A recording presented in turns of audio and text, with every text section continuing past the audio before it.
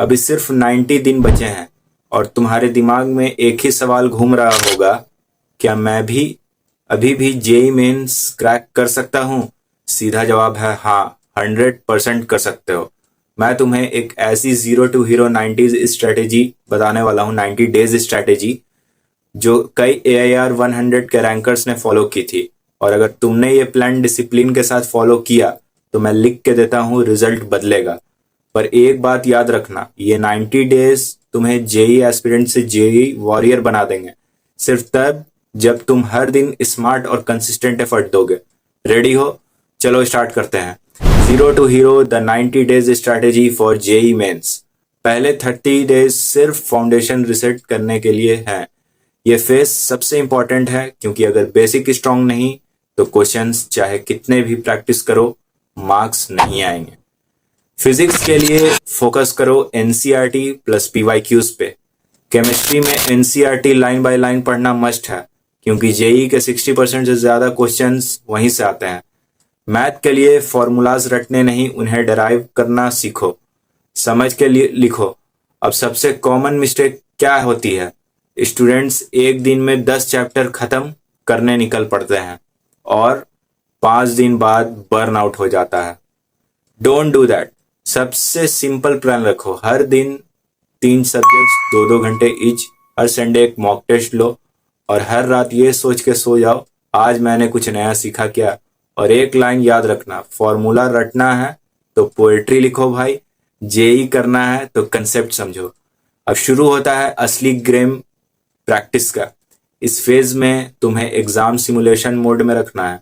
हर alternate day एक mock test या sectional test दो और अगले दिन उसका डिटेल्ड एनालिसिस करो।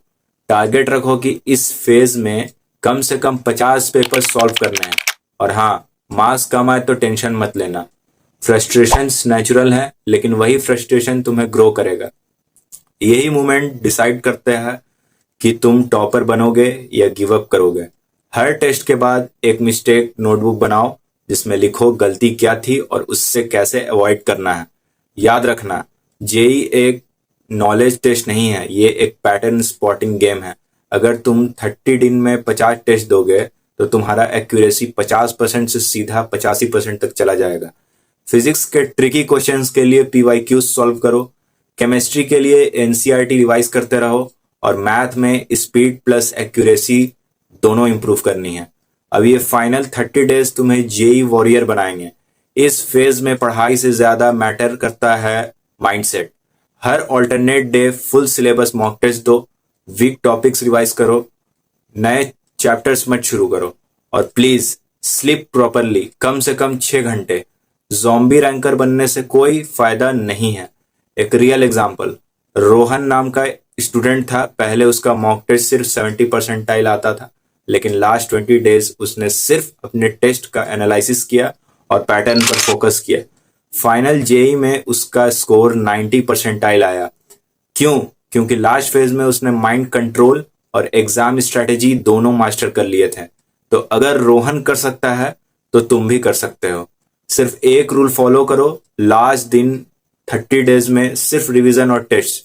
बस देखो भाई, जेई कोई मैराथन नहीं है, ये माइंड का गेम है। तुम्हारे पास अभी भी 90 दिन है अपना वर्जन 2.0 बनाने के लिए।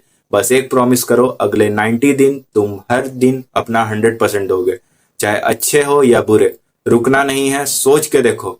3 महीने बाद जब रिजल्ट आएगा और स्क्रीन पर लिखा होगा क्वालिफाइड फॉर जेई एडवांस, उस मोमेंट तुम्हें सिर्फ एक लाइन कहनी है, इट वॉज वर्थ इट। अगर ये स्ट्रेटेजी हेल्पफुल लगी हो तो वीडियो को लाइक करो, अपने जेई ग्रुप में शेयर करो और कमेंट करो, I am starting my 90 day challenge today. और हाँ, सब्सक्राइब करना मत भूलना।